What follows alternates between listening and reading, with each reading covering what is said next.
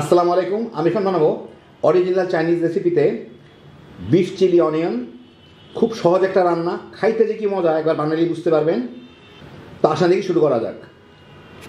আমি এখানে কিছু গরুর মাংস পাতলা পাতলা করে কেটে নিচ্ছি, যেরকম দেখেন ছোটো ছোটো টুকরা করে, একটু বড় হয়তো আছে, একদম পাতলা করে কেটে নিচ্ছি। এগুলোর সাথে আমি আধা চা চামচের মতো খাবার সোডা মিশাবো, মিশায় সামান্য পানি দিয়ে সাথে মিশায় রাখবো। এটা সামান্য পানি মানে এটা কিন্তু ভালো মতো পানি টেনে যাবে। যেখানে কতগুলো পানি দিচ্ছি, পানিটা কিন্তু পুরো এটা চুষে ফেলবে। খাবার সোডাটা দিলে মাংসটা খুব জলদি নরম হয়ে যাবে, সিদ্ধ হয়ে যাবে।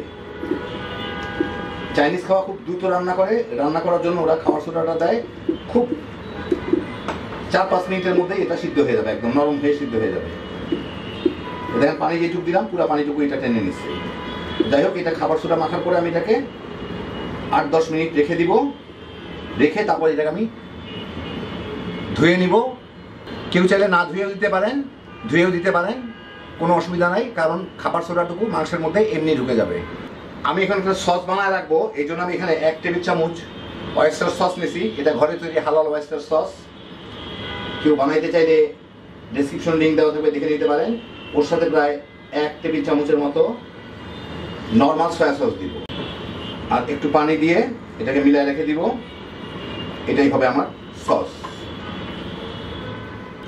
আমি এখানে 2 চা চামচ কর্নফ্লাওয়ারের সাথে একটু পানি মিলায় রেখে দিব। এটা আমার গ্রেভিটাকে ঘন করার কাজে লাগবে।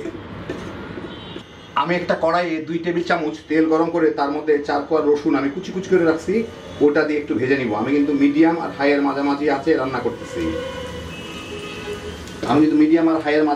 রান্না করতেছি।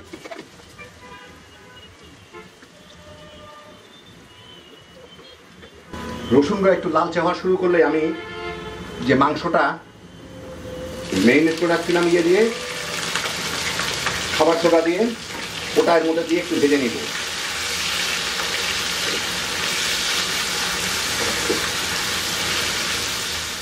খাবার সোডা দেওয়ার জন্য একটু ফেনা উঠবে, কোনো অসুবিধা নাই, মাংস পানি ছাড়বে, এটা যাতে শুকায় একটু ভাজা ভাজা হয়।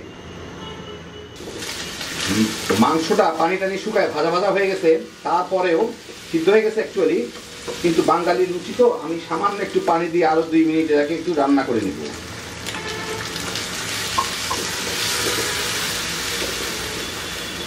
যাতে আমাদের রুচি মতো সিদ্ধ হয় আর কি। মিনিট 1-2 মধ্যেই পানিটা শুকায় গেলে আমি এর মধ্যে কিছু ক্যাপসিকাম আর কিছু পেঁয়াজ আমি খুলে রাখছি, ওগুলা দিয়ে দিব। দিয়ে এর সাথে একটু নেড়ে অল্প একটু ভেজে নিব। একই সাথে কয়টা কাঁচামরিচ মাঝখান থেকে ফেলে রাখছি, ওগুলো দিয়ে দিব।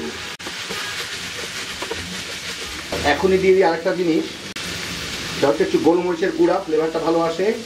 সাদা গোলমরিচ দিতে ভালো হইতো, আমার কাছে নাই, আমি কালোটাই দিলাম।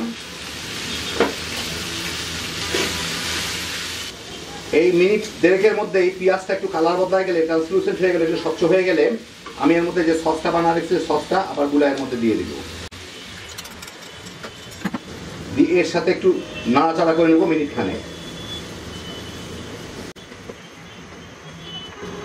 এই সময় খেয়ে দেখে নেওয়া ভালো যে লবণ মিষ্টি ঠিক আছে কিনা। আমার এটা পারফেক্ট আছে, কিচ্ছু লাগবে না। আর সয়া সসে লবণ ছিল, আর ওয়েস্টার সসে লবণ আছে, চিনি আছে, দুইটাই আছে, একটু মিষ্টি মিষ্টি হয়, অসুবিধা নাই।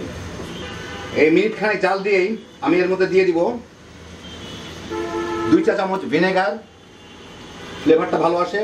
না হলে রাইস ওয়াইন দিতে পারেন, কারণ কেউ যদি খান, কারো কাছে যদি থাকে। এর সাথে মিলাই আমি দিয়ে দিচ্ছি এখানে যে কর্নফ্লাওয়ারটা আমি রাখছিলাম, ওটা আবার একটু গুলে দিচ্ছি, এটা তলায় গিয়ে জমে থাকে।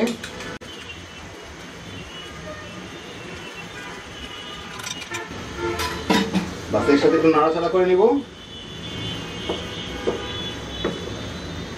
গ্রেভিটা আমার ঘন হয়ে গেলেই হয়ে গেল আমার দারুণ মজার চাইনিজ বিফ চিলি অনিয়ন। ফুটে উঠছে, আর কিছু করার নাই, আপনাদের আমি পরিবেশন করে দেখাচ্ছি।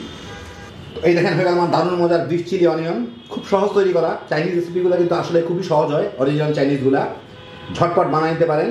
যারা একটু অন্যরকম খাওয়া পছন্দ করেন, মানে চাইনিজ স্টাইলে, তাদের কাছে খুবই ভালো লাগবে। এটা সাদা ভাত মানে হোয়াইট রাইস কিংবা ফ্রাইড রাইসের সাথে তামা তামা করে খেয়ে ফেলাইতে পারবেন। অরিজিনাল চাইনিজ রেসিপিতে হ্যাপি জোশের একটা আইটেম।